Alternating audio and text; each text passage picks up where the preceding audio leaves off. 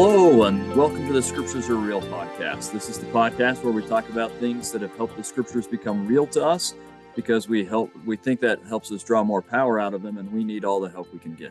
I'm your host, Kerry Muhlestein, and I'm thrilled to have back with me one of my first guests and one that I hope I'll have frequently. This is, I call him Andy, but Dr. Andrew Skinner, who has been the department chair of ancient scripture, the dean of religious education. He headed up the Neil A. Maxwell Institute. I guess you were over it when it was both farms and the transition to the Neil A. Maxwell Institute for Religious Scholarship at BYU. Has taught at the Jerusalem Center many times, and I was greatly blessed to be there one of those times. That may have been your last time, I'm not sure, but I think we did one more time. Yeah, I think that's right. And you were, I do remember that. But anyway, and I've been blessed, so blessed to be a friend and a colleague of Andy Skinner. And so thank you for being with us. Thank you. Thank you very much, Kerry. It's really is a pleasure and an honor to be able to discuss with you very, very important topics. Obviously, the scriptures mean everything to us, and grateful for your friendship. I'm a Kerry Muhlestein fan myself, so maybe we ought to quit the Mutual Admiration Society and get at it, huh? Yeah. Well, get to our topic. Sounds good, but I do appreciate. I guess I should have mentioned you've been like an editor at the Dead Sea Scrolls Project, and you have degrees in Hebrew and so on. But okay, we can jump into the important stuff now. But the thing we're hoping to talk about this week is there's this several hundred-year gap between the end of the Old Testament and the beginning of the New Testament. And there are a lot of things that happened during that time period that will help us understand the world of the New Testament as we're now in this kind of phase of preparing ourselves to be able to study the New Testament. We're supposed to be responsible for our own learning, and I think this is a good way to do it, to kind of look for other resources like someone like Dr. Skinner who can help us figure out what's happened in between so that we can understand Christ's world. So I'm hoping you'll just walk us through some of the things that we should consider and think about as we get ready for our New Testament study. Well, thank you. I'm an old historian, and I have to say up front, I think all of us would be hard pressed to find a more interesting as well as a more important period of history to look at.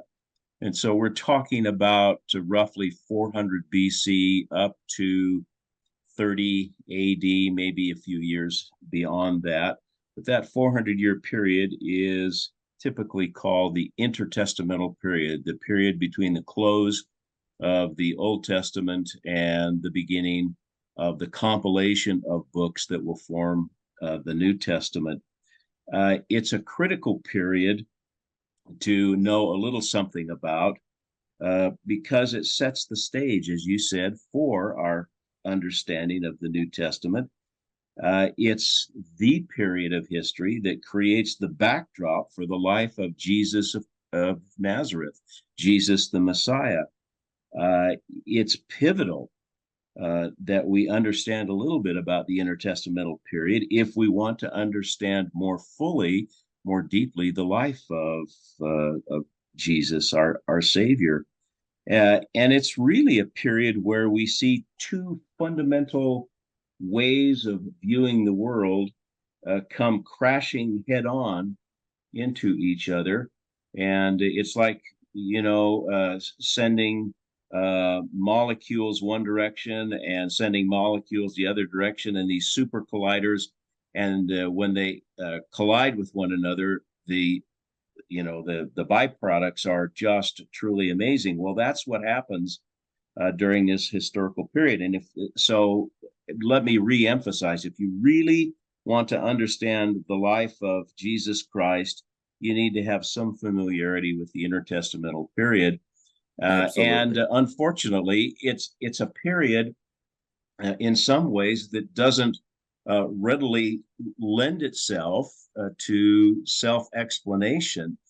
Even archaeologically, I think we have far fewer items of material culture that help us understand the period, as well as far fewer literary items to understand, but the ones we do have are absolutely magnificent and absolutely critical. So I hope I can I hope I emphasize correctly and not with overbearance, but boldly, that this really is a critical period to understand really what we're going to be studying for the next year and even beyond that, because it provides for us the setting of the New Testament, and it helps us to understand, for example, how the Greeks come to play such an important role in New Testament society. It helps us understand where the four major sects of Judaism, as they're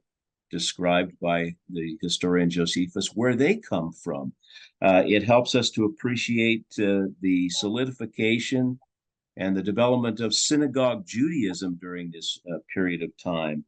It is an age where the Jews are actually looking for a Messiah, because their vision of the primary purpose of a Messiah is to kick the foreign rulers out of their land and restore again that which they had a 1,000 years before, during the time of King David. They want this Davidic-like kingdom to be established, and they don't want the Rome meddling in their affairs, and they don't want to be under the thumb of either the Greeks or the Romans. And frankly, you know, this is the clash that is going on among the Jews as Jesus, the Messiah, actually appears and is trying to help them see that there are even more important things than political and military freedom, namely conquering the greatest enemies of the human family: sin, death, the devil, and hell. All of those things are the kind of things that Jesus really wants his followers to understand. So that's my basic introduction to the importance of what we're talking about today. Fantastic. And I couldn't agree more. I think that people who listen to this episode will find themselves a number of times as they are doing their New Testament reading saying, oh, that's why that was that way. I think it'll just, there'll be, this episode will provide 100 aha moments during the rest of the course of Come Follow Me this year. So, yeah. So if we jump back in history to this period beginning between 500 and 400 BC, we see that there are two powers vying for land and for opportunities, and that's the Persians and the Greeks. And the Persians decline, and the Greeks reach an ascendancy, and then they begin to decline. And that power vacuum, if you will, is filled by an up-and-coming king, Philip II of Macedonia. And maybe Philip II's greatest contribution is the birth of a son, whom he names Alexander. The world will come to know him as Alexander the Great. He wasn't named Alexander the Great. It's just Alexander. He may have self-named him. Yeah, exactly. And maybe just to kind of Alexander the Great. Yeah, but maybe just to kind of help our audience, so you'll remember that as the Jews come back from the Babylonian exile into to Judah, that it's under Persia, and we have Daniel with Darius and Artaxerxes and so on, and we've got Haggai and Zechariah and Ezra and Nehemiah and Malachi are all in that Persian area. So that's where we left off in the Old Testament, and then as you said, the Persians are declining and the Greeks are coming in and so on. And that gets us to Alexander. So just to bridge that little part, and then let's jump in with Alexander the Great. We have a colleague whom I dearly love at Lincoln Blumel, who comes with me to Egypt frequently, and it took him about 2 or 3 trips there to say, okay, I guess there were things happening before Alexander the Great. But in his mind, the world began with Alexander the Great, because he studies Greek history, right? So, but that's kind of underscore the importance of Alexander the Great. He is certainly important. He's pivotal. So the world that Alexander the Great encounters when he reaches his majority, when he's old enough to take control of things after the assassination of his father Philip II, is a world in which the last of the prophets has written, at least the last of the prophets as we know of, and that we have that's record of. Yeah. record of. That's Malachi, and and so there may have been others with the gift of prophecy. We just simply don't have any record of them, but we do have some interesting comments by the Jewish leaders, the sort of the intellectuals and the scholars that will eventually become known as the rabbis, the sages, and from later texts, we get statements like, with the death of Malachi, prophecy ceased. The last of the prophets was gone. And so from this point on, we incline our ear to the sages. And that's, of course, a bit self-serving because these are the rabbis that Jesus encounters that are talking about themselves, how important they are. So this world that Alexander the Great encounters sees the end of the Old Testament period with Malachi. And of course, even the Jewish leaders recognize that they could have had many more and greater blessings had they listened very carefully and done what the prophets had asked them to do. God had desired that this nation become his particular treasure. He mentions that in the book of Exodus. And how many times did we read in the Old Testament this past year that God wants his people to be holy, he says, because I'm holy. And I want you to be like me so that I can give you the great blessings that are rightfully yours as the covenant people. And so by rejecting the prophets, including the last of them, Malachi, Israel forfeited the promises of becoming, potentially becoming like Enoch's people or Melchizedek's people, actually being transferred or translated. Maybe the transfer is on my mind because I serve at the Missionary Training Center currently. So yeah, they could have had so many other blessings. And what happens then is that Alexander the Great, filling this power vacuum, ends up in the Holy Land, in the land of Palestine. And he begins to conquer huge areas of land that will create one of the largest empires that the world has seen up to that point. There are other large or even larger empires that will happen later on in history, but this is a huge empire. And so Alexander, born in 356 BC, he will die in 323 BC, 33 years old. Some people have made comparisons between Alexander and Jesus. And that's great if they help us appreciate the two different approaches to life. But Alexander's gift is to conquer, to absorb peoples, and then make them part of, I guess, what we would call a uniform culture throughout his domain. And that uniform culture will come to be known as Hellenism or Hellenistic culture. So Alexander the Great is a man who's in love with everything Greek, Greek language, Greek customs, Greek history, Greek traditions. When Alexander, little Al, was being raised, his father hired a tutor. And the tutor to Alexander the Great was none other than the great philosopher Aristotle. And so Alexander comes by it honestly. That's the way he's tutored. And interestingly enough, Alexander dies before his tutor, Aristotle does. Aristotle outlives him by a few years. So Alexander, a man who sleeps, interestingly enough, with a copy of the Iliad under his pillow, but also a dagger. an interesting twist there. You know, he loves Yeah. Greek ways, but he's a military man at heart. Descriptions Well, tell of. the Iliad has its fair share of daggers and military Oh yeah, adventures. So yeah, oh yeah, they yeah, go yeah. hand in hand. So And you know, this is if we could see him walking down the street, according to the few descriptions that we have, we would see tall, broad-shouldered, very very handsome man, muscular, and so on. Just think of me, and you've got the basic picture, there you right? go. Yeah, yeah. Yeah. Okay. Well, that's everybody knows that's the joke. I So, might add just maybe it's for the GWS file, but maybe it's helpful for some people. When we use the phrase Hellenistic, this comes from how the Greeks referred to themselves, right. and they don't use the H so in the same way we do, but Hellene or Helene and so on.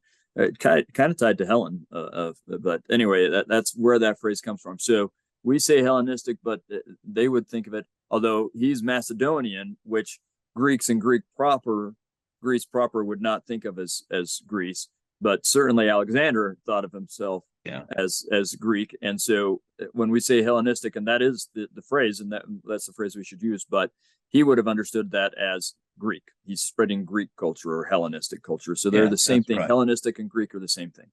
The Greeks refer to themselves as the Hellenes Mm-hmm. or the Hellenes, and so Hellenistic culture is everything that is under that umbrella of Greek culture, Greek history, Greek ways, Greek language. Yeah.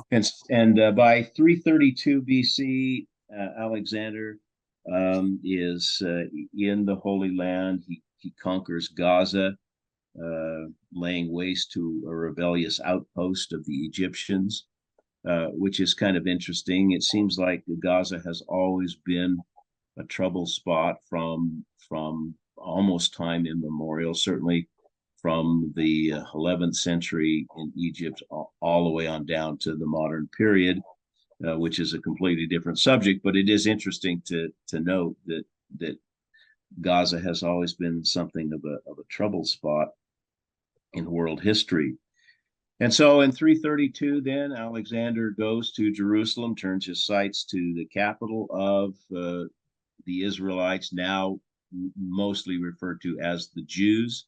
And we studied a lot about the different conquests in the Old Testament period. First, the Assyrians come in and they take away the strongest elements of the 10 tribes, as we refer to them, or the northern kingdom of Israel.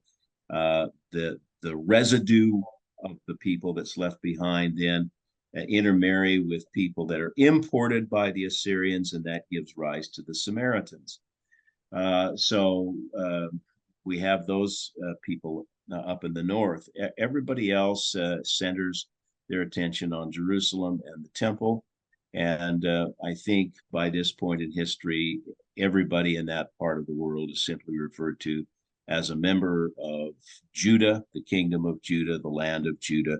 So my guess is everybody would just simply refer to them as Jews. And so Alexander the Great heads to Jerusalem, and Josephus is a main source, and he talks about a bloodless conquest where the doors of the city walls of Jerusalem are thrown open to Alexander as a bloodless conquest. And the real significance is that it's Alexander's conquest of Jerusalem and surrounding areas brings Hellenism firsthand to the holy city, to the Jewish people.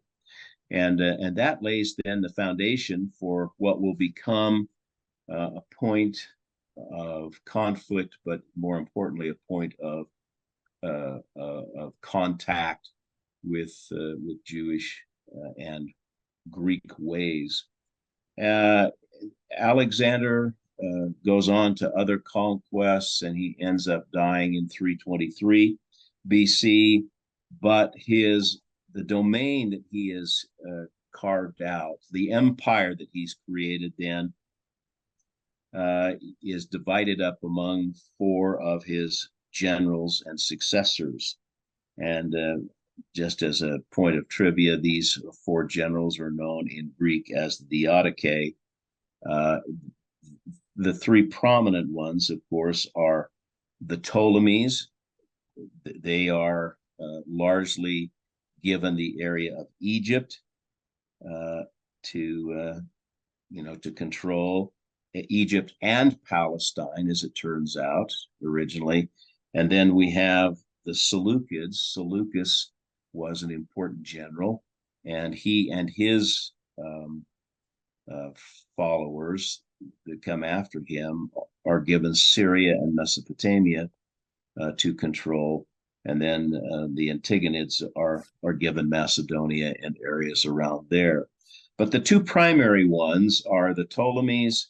Ptolemy the first is king of Egypt from about 323, the year of Alexander's death, to about 285.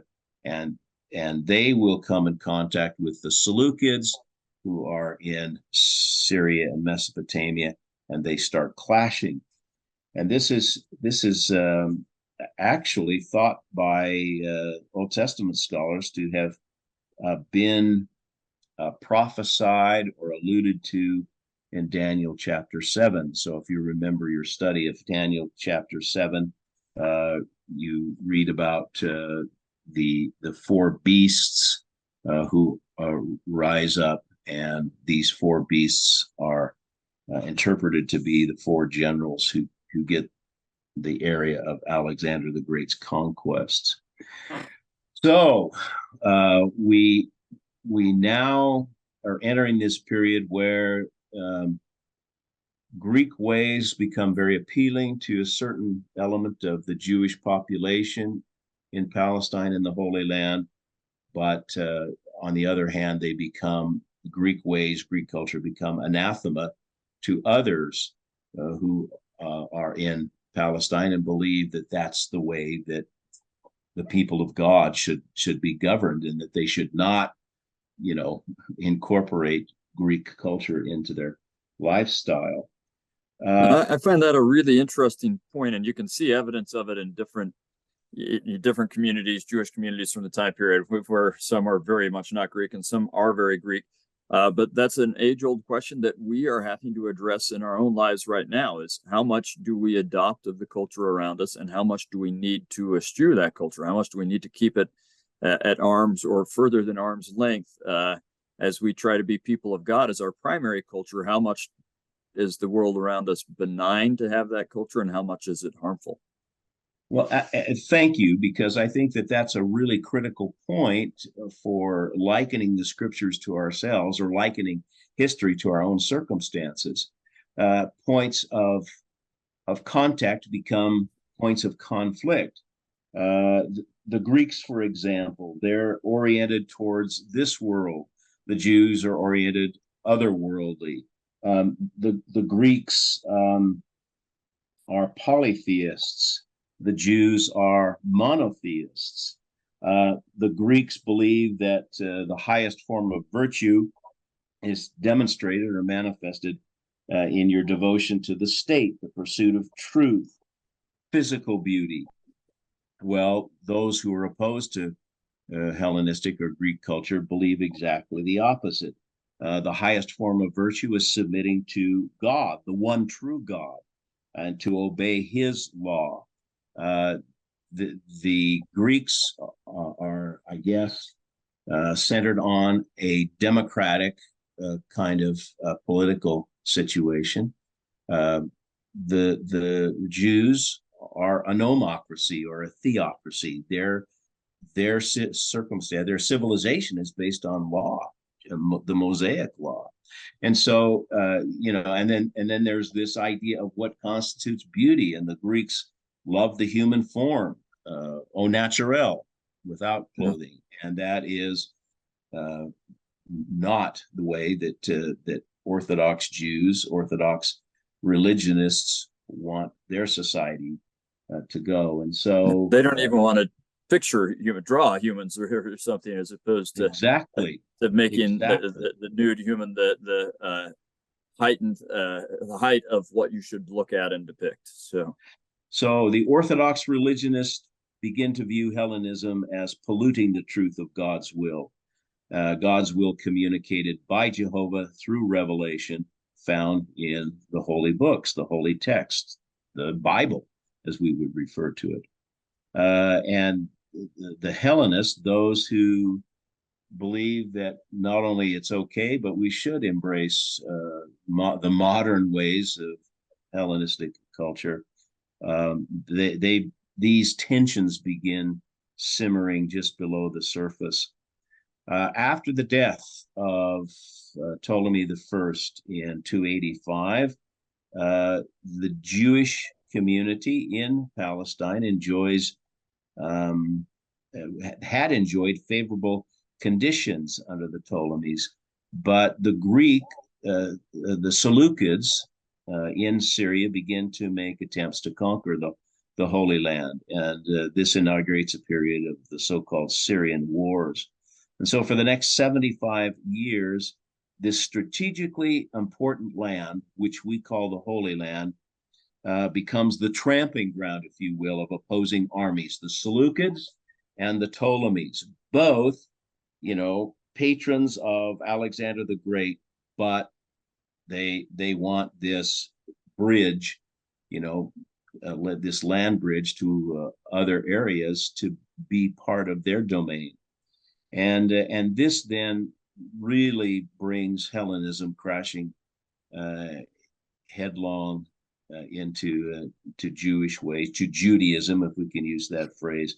It's the age-old adage, Jerusalem versus Athens, the classic confrontation between faith in one true God and observation of many gods.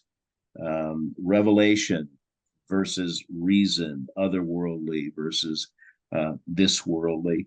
Ultimately, things turn against the Ptolemies, and in one of the watershed battles of history, truly one of the watershed battles of history, in 198, the Ptolemies are defeated, soundly defeated by the Seleucids, and the Seleucid ruler named Antiochus III, then Antiochus the Great, as he comes to be known, brings Jerusalem into his domain, and he becomes the power broker in the Near East.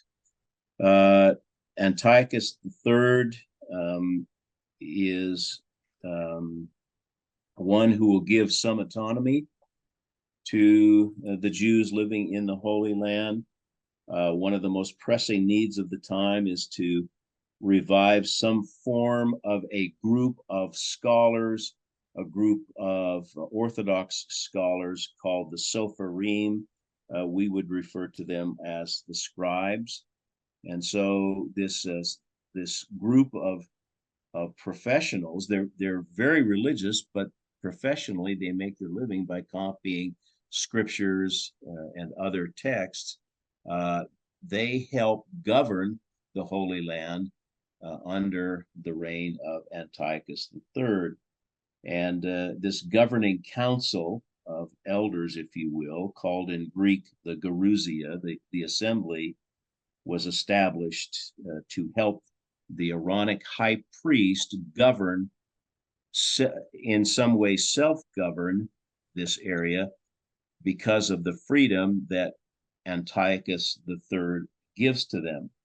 At the head of there's two factions always within this group of the assembly, the Gerousia, in the Holy Land. At the head of this governing body is two pairs of teachers, and these will crystallize, if you will. They will develop into two schools of rabbinic thought in Jesus's day. One headed by a famous rabbi named Hillel, and the other headed by a famous rabbi named Shammai. Sorry for that senior moment there.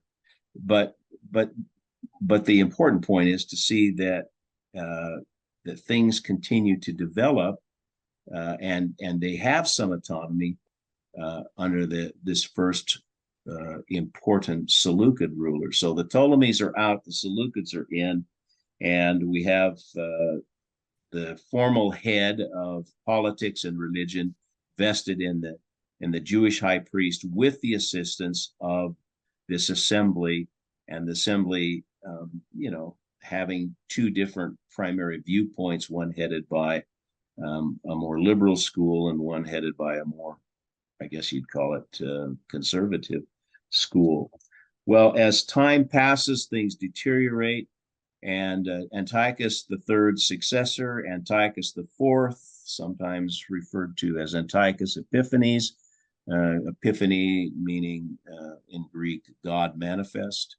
So Antiochus Epiphanes then looks at the Holy Land, and he sees that there are, different factions developing in society, and he sees that that the Orthodox Jewish way of living life in the Holy Land is way different than his way of living life, which is bound up in Hellenistic culture. And so this sets up the classic clash, if you will, between Antiochus IV, Antiochus Epiphanes, and the Orthodox religionists in the Holy Land. This actually is the setting for the origins of the Jewish holiday of Hanukkah, where Antiochus IV makes it manifest, is up front in his efforts to destroy Judaism, wants to obliterate it, or at least the essential elements of it. And so he enacts a number of different programs, a number of different regulations that the Jews must live by. And the final straw is when he comes to Jerusalem and desecrates the Jerusalem temple and sets up an altar for the people to worship at, and the altar carries none other than his own image, which, as you pointed out, is anathema according to the Mosaic law.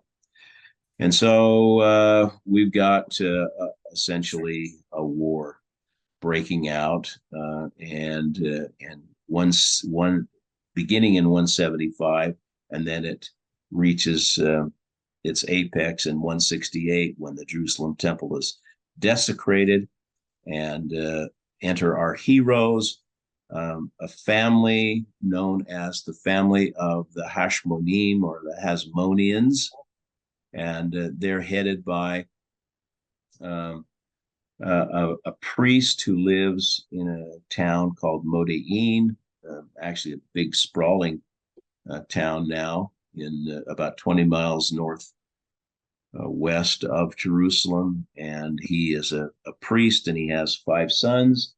And so they begin to wage a war of liberation. And this war of liberation takes 3 years, but finally in the year 165, thereabouts, the temple is retaken by the Hasmoneans. They're also referred to as the Maccabees, and this is the origin of the Maccabees, these Jewish freedom fighters, first by the father and then by the 5 sons. And maybe the most famous of these guerrilla freedom fighters is Judah, and he's one of those sons. Yeah, he's one of the 5 sons, Mattathias. And so this son is viewed as a great hero, and he's given what first is a nickname, Judah Maccabee, Judah the Maccabee. And there are different theories or views as to what that name means. One of those that is kind of intriguing is Maccabee is an acronym for who is like God, and so he and his brothers then waged this war of liberation. They kicked the Syrians out. They reestablished the temple to reconsecrate the temple. The Ner Tamid, the light, the eternal lamp, has to be relit. And there's only enough oil for it to burn for 8 days. Isn't that right? 8 days, and miraculously, then it burns until more oil can be acquired and consecrated, and because the lights. I was going to say, I think I might be wrong on the story, but I think that it took 7 days to consecrate the new oil, to create and consecrate the new oil, and they lit it and didn't have enough to last that 7 days, but it miraculously did into the 8th day, and that's the miracle, is that it kept burning even when they didn't have enough. Right, you're exactly right, and so from that point on, a new commemoration is inaugurated, and that commemoration is called the Festival of Lights. It actually is taking place this time of year. Every year, December is the month when this all happened, and so we have the Festival of Hanukkah, and the New Testament, it's called the Feast, or King James Version, it's called the Feast of Dedication. Feast of Dedication. That's the Festival same one. That's Lights, Hanukkah. Yeah. Hanukkah. It's all the same. And in fact, one of the one of the interesting episodes in the life of Jesus and the life of the Savior is recorded in John chapter 10, where he is in Jerusalem. He usually spends most of his time in Galilee, maybe 70 or 80% of his life, which surprises some people, is spent in Galilee and not very much in Jerusalem. But when he does go to Jerusalem, it makes headlines. And so John 10 describes Jesus being in Jerusalem at the time of the Feast of Dedication.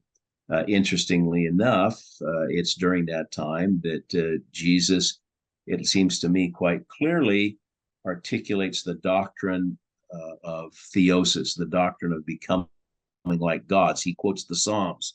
I said you were gods, right? Indicating that, as Latter-day Saints do, that this is an apex of our theology. It's the very reason that our Father in heaven put us on this earth, is so that we could become like him and like his beloved Son, Moses 139. So that's really a powerful chapter to read, but it has its origins, at least the cultural backdrop of John chapter 10 has its origins here in 165 BC. And if you read that sermon carefully and what the Savior's doing, he's drawing on elements of the Feast of Dedication. He's using what's happening as a teaching tool, like he so often does. Exactly. So the Hasmonians, or the Maccabees, saved Judaism. I think it's worth noting, if it's okay to interrupt you, Andy, but that sure. It is, I mean, really is miraculous that they win. This little group against this large Greek empire that defeated another large Greek empire. I mean, they're that big and that powerful, and yet they miraculously carve out this autonomy, and that miracle is something that they will remember for a long time and look for it to happen again. It really does set a number of precedents, the idea that God helped them gain their freedom from an overarching oppressive power will become a big part of their cultural memory. This is the I guess prevailing view when Jesus is born into the world, that the anointed one, the Messiah, will be a political and military deliverer. And I want to share a quote in just a minute about that. But you're sorry, did I jump the gun? Sorry. No. That's great because it helps us to appreciate continuing developments in this saga. So we have now seen two of the three major political powers that will control the Holy Land, or the land of Palestine, as it's colloquially called, during this intertestamental period. First was the Greeks, or Macedonians, Greeks, under Alexander the Great. And then it will, for a time, Jerusalem and the land surrounding will be controlled by the Hasmonians. And in fact, Judah Maccabee is actually meets his end while he's fighting this guerrilla warfare, this war of freedom. And so his sons take up the cause. And what we see is eventually one of the brothers of Judah Maccabee will solidify independence for a new Jewish state, a free and independent state. And what's really interesting about this, well, I should say really interesting, it's all interesting, but in addition to establishing a free and independent Jewish state, we see that with Simon Maccabee, both the political realm and the religious realm are brought together, and he controls both. He's not only head of state, he's not only head of the military, but he's also the high priest, and so he controls all of the temple activity, or at least theoretically he does. So we see then the unification of the political military realm and the religious realm, because the high priest is still very, very important. He does not lose his importance over the years. He's always looked to as the leader. And so we have then the Maccabees establishing this free and independent state. And Simon Maccabee then is followed by the next great descendant from the house of Hasmon, or from the Hasmonian family, and that's John Hyrcanus. And I mention him because he's very prominent in the Jewish telling of this part of history, but also because he expands the kingdom now ruled over by the Maccabees, the descendants of Mattathias. He expands it to its greatest extent, and he brings under Jewish control an area in the south of the Holy Land called Idumea.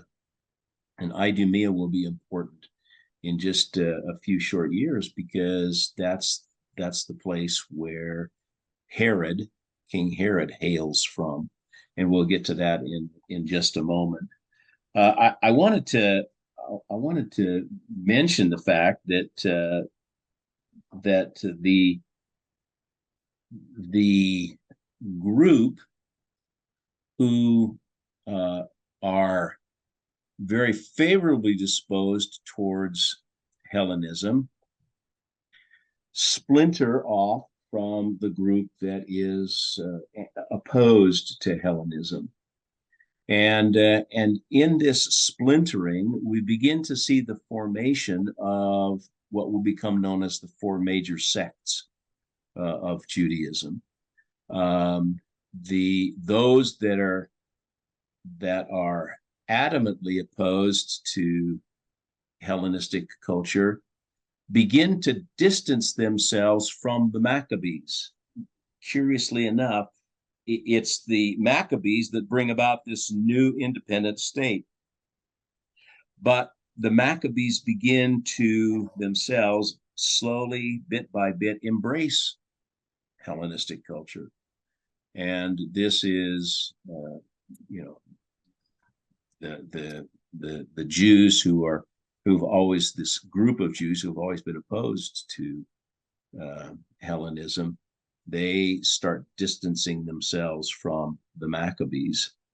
And as a result, the Maccabees seem to have wanted to, and it's this ironic thing, they seem to have wanted, they got independence from these other kings, and then they kind of want to be like these other kings. Yeah. Right? And that it's ironic, but we all do that.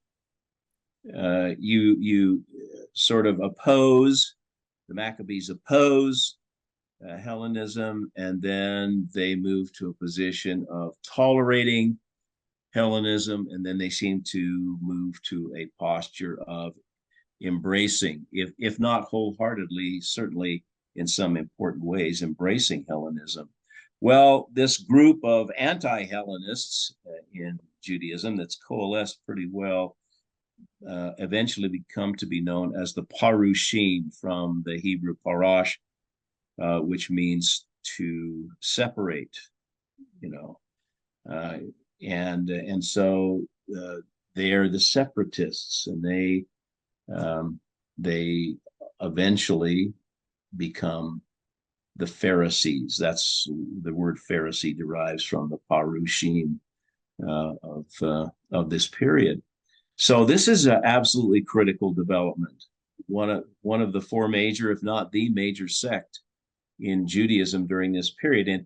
And while Josephus mentions the four major sects, the Pharisees, the Sadducees, the Essenes, and the Zealots, we need to realize that that there were, if I can use this term, several denominations, at least 20 different brands of Judaism during this period of time. In fact, in Jesus's day, I think we could probably count between 22 and 24 different sects of Judaism. So it isn't just people divide along four different lines, but rather there are many different ways. And that's important because for a long time, the rise of the Christian church looks just like another sect of Judaism, you know, and at a certain point, of course, there will be a definitive split where the two can no longer embrace each other. But that's a little further down the road historically. So we have the Pharisees developing. Part of those who embraced Hellenism were the aristocrats of Jewish society during this period of time, and they are largely taken from the ranks of the priests. And the priests, of course, look back to Old Testament times, to their illustrious leaders, the high priest Abiathar, and then ultimately Zadok, the priest Zadok, during the time of David and Solomon. And the name Zadok is proposed by many scholars to be the origin of the word Sadducee. The Zadokim then crystallize and they become known as another sect of Judaism as the Sadducees. And they are very much different than the Pharisees. The Pharisees, and the Hasmonians are kind of involved because they're a priestly family and they're part of the aristocrats. They're involved with that group. Exactly. So they now, at the beginning of this period of independence, this new free and independent state, they side with, you know, the aristocrats, with the elite, with the priests, the Zadokim or the Sadducees. And the Sadducees do not believe in the same things that the Pharisees believed in. The Pharisees absolutely believe in life after death. They believe in a system of rewards and punishments for deeds done or undone, good or bad deeds. They believe in what's called the oral tradition. And the oral tradition itself has its own history. And it depends on, you know, who you choose to believe, but the Orthodox representation of the history of the oral law goes all the way back to Mount Sinai. And those, the Pharisees who believe in the oral tradition maintain that when Moses was on Mount Sinai, two laws were revealed. One was the written law, or became the written law in the Bible, in the Old Testament. The other was the oral law that was revealed that doesn't get written down, but it helps to interpret the written law. I mean, you know, you're not supposed to light a fire on the Sabbath. How do you interpret that? Well, that interpretation then comes out of the oral tradition. So two laws, if you follow the party line, right? Now, a scholarly view or views would take a different approach to that, and has a lot to do with Ezra, you know, who reads the law in front of the community and makes sense of it, etc. Anyway, for our purposes, the Pharisees then believe in a bodily resurrection, life after death, rewards and punishments, and the oral law. The Sadducees do not believe in a bodily resurrection, and at least they maintain publicly that the oral tradition, the oral law, is not legitimate. The truth of the matter is that Sadducees do have their own oral tradition. They just, they don't call it that, and it's not recognized as such. And the Sadducees, they say no, death is the end. So one memory device that helps young people keep in mind the differences is the reason that the Sadducees are sad, you see, is because they don't believe in the resurrection, the bodily resurrection. So these two major groups that will oppose each other during the lifetime of Jesus then develop during this period of time, come out of the guerrilla warfare that restores sanctity, the holiness to the temple, and kicks the Syrians out. Interestingly enough, the Parushim, the Pharisees, they do not remain a monolithic body. There are those that break off from the Pharisees, and in fact, we find two other groups that will play a major role in Judaism of Jesus's day. One group called the Essenes, and there's a lot of discussion about the origin of the name Essene, but basically we're talking about the people that leave Jerusalem. They believe everybody's become corrupted, the priests as well as the Pharisees, and they go down and establish a community on the Dead Sea known as the Qumran community, or the Dead Sea Scroll community. They have their own scriptures, they have their own texts that help them prepare for the coming of the Messianic age. They don't believe in simply one Messiah, they have two Messiahs, and so on. So that's the Essenes, and they leave and they're down by the Dead Sea. The other group that's a little later in developing or coalescing have the basic Pharisaic theology, but they become rabid nationalists. And because of this development, the establishment of the free and independent state for a while, they believe that that's the way God intended things to be. And when a new superpower looms on the horizon, they will become rabidly anti-Roman. And they seem to have developed about the year 6. So we now have the Zealots on the scene, but it all comes out of this fascinating period called the intertestamental period. I guess for the sake of time, let me just mention a couple of details about the coming of the Romans, and it involves the Hasmonians. As things progress and things move forward, based on the freedoms established by Simon Maccabee and solidified by John Hyrcanus, the Hasmonians remain in power until there are two men that vie for control of society. Remembering, of course, that the Hasmonians are priests, and so they believe that the office of high priest is legitimately maintained in their family line, but they also continue to conceive of themselves as the great political and military leaders. So the year 66 is another watershed period because two men. And 66 BC. 66 BC, critical because two men rise up and they're in opposition to each other. And they're both descendants of the house of Hasmon. They're both Hasmonians. One of them's name is Aristobulus. The other one's name is Hyrcanus II. Is that right? My memory here may be a little You can check it and then just restate that, and we can yeah, this part out. yeah. So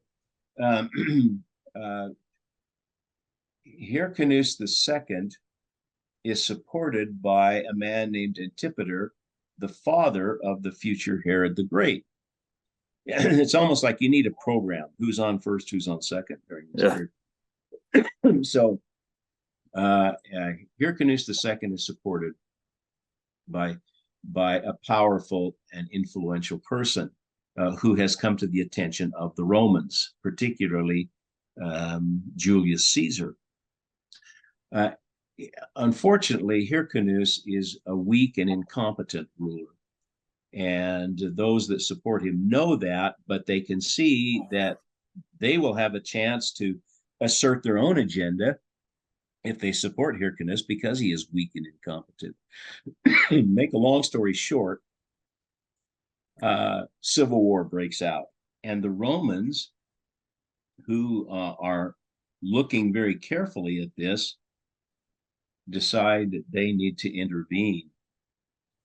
And the reason I think that the Romans are so interested in a civil war in Palestine is because they have just witnessed the effects of internal conflict in the Roman Republic itself. Civil war in Rome threatened to tear the Roman Republic apart and to destroy the civilization that the Romans had created for the last 500 years. And that is why a group of men called the First Triumvirate, I mean, this is an interesting name. It's because it describes basically what it is. Tri meaning three, and vir from the word for man, warum. So the triumvirate, the three-man group, they're interested in bringing calm to the eastern border of the Roman Empire. And thus the Romans say we've got to intervene in this, even though it's a Jewish internal conflict. We have to intervene because if this what has been a free and independent state is weakened too much, it will invite the Parthians into the area right next to our border, and we cannot have the Parthians establish a base from which to attack the Roman Republic. Right. And so that's exactly what happens. The Romans intervene. One of the members of the triumvirate, named Pompey, he marches into Jerusalem 63 BC and effectively ends the autonomous independent Jewish state. And that's what brings Roman control, Roman authority to the Holy Land in 63 BC. The person that we mentioned previously, Antipater, he comes to the notice of Julius Caesar. He does something meritorious. Yeah, Julius is also part of this triumvirate, along with Julius Caesar. Yeah, exactly. So the incursion by the Romans then leaves everybody devastated. But Herod the Great is very clever, and he sees a way to ingratiate himself with the Romans.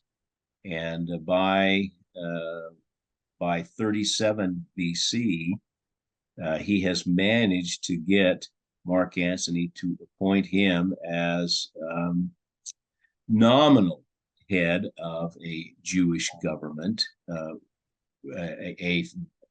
what you would call a vassal arrangement.